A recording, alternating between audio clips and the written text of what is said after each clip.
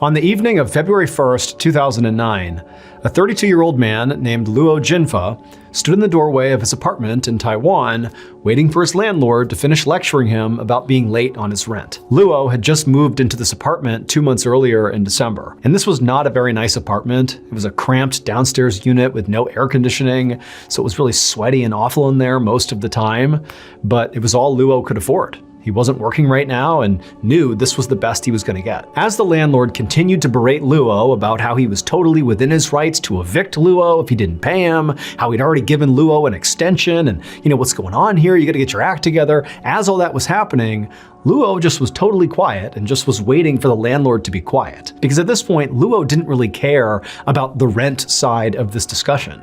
He just wanted his landlord to be quiet so he could ask him a very strange but important question. And finally, after about 5 minutes of the landlord just ranting, the landlord stopped for a second to try to calculate how much interest he could potentially charge Luo. And as the landlord began scribbling notes on his notepad, Luo saw his opportunity. And he said, "Excuse me, I don't mean to interrupt, but I actually need to ask you something." And the landlord was sort of caught off guard by the way Luo was approaching him. The landlord thought he was intimidating Luo, so the idea that Luo was now gonna, interrupt him and go a different direction with this conversation felt sort of disrespectful. But the landlord looked at Luo like, "What question could you possibly have?" And Luo just said, "Do you know if anyone's been murdered inside of my apartment?" After Luo asked the question, the landlord just stared at Luo, like he didn't really know how to process this question at all. But then after a moment, this look of shock disappeared, and once again, the landlord was just annoyed with Luo and said, "You know what? I know what's wrong with you, but I'll be back in a month and you better have your rent." And then the landlord just turned around and walked away without answering Luo's question. Now, Luo was pretty stressed out about paying the rent. He had no money and had no idea how he was going to pay his landlord in a month. But the much more pressing issue in Luo's life were the very strange things happening inside of his apartment, which is what prompted him to ask that strange question to his landlord.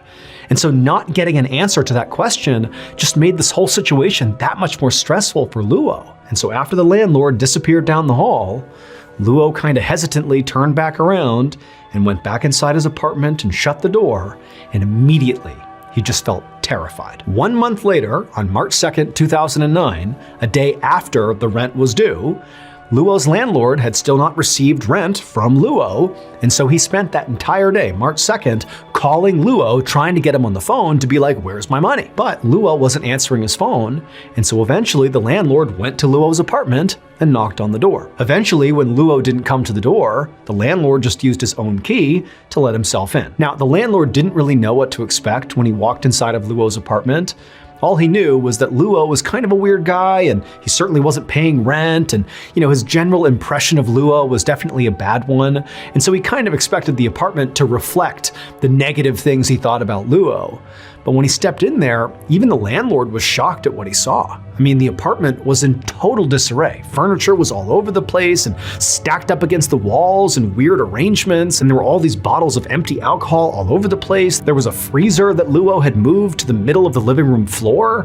The place just was a total mess and just kind of all over the place. But the thing that really creeped the landlord out the second he walked in there was that all over the walls were these yellow and red pieces of paper with prayers written on them that had been stabbed into the wall with individual knives. Like Luo had taken a prayer and stabbed it to the wall over and over and over again, all over the apartment. Now, the landlord had no idea what to make of any of this. He just knew he was done with Luo. He was evicting him.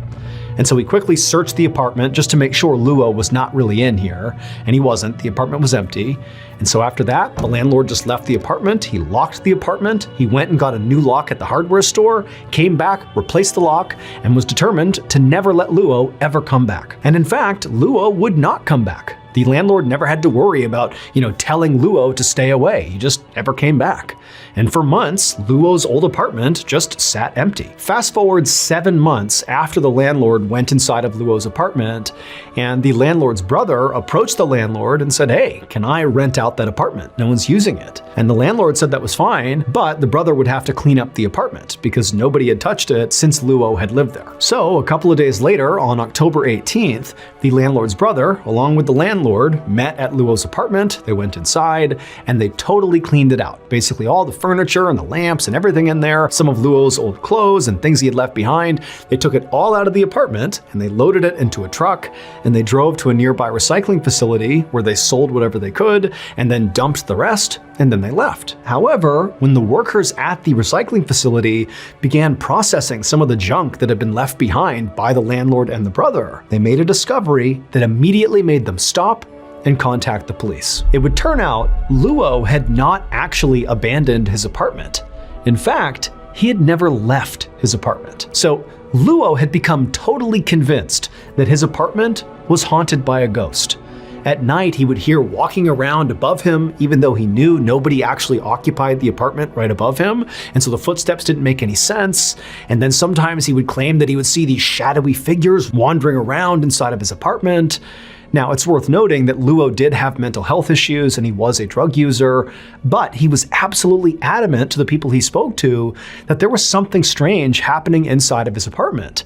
And so he began to wonder if, maybe somebody had been murdered in his apartment and their ghost was now haunting him. Hence the question to his landlord. And so this haunting, or whatever it was, just continued night after night, day after day for Luo, and it was driving him absolutely mad. But Luo discovered there was actually one place he could go in his apartment that would sort of protect him from whatever was happening inside of there. And that was to lock himself inside of his bedroom. However, his bedroom was not a real room. His bedroom was that big freezer the landlord found sitting in the middle of his living room. Luo had been climbing in there and shutting it to protect himself from this entity at night.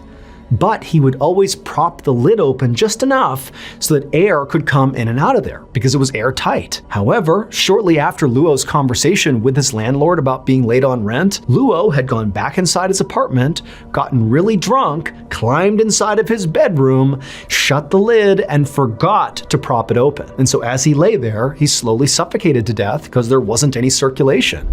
And after he died inside of his freezer, nobody found him. And then 7 months later, after Luo's landlord and his brother emptied out Luo's apartment, they brought that freezer along with everything else to the recycling facility where the workers there would open up the freezer and they would find Luo.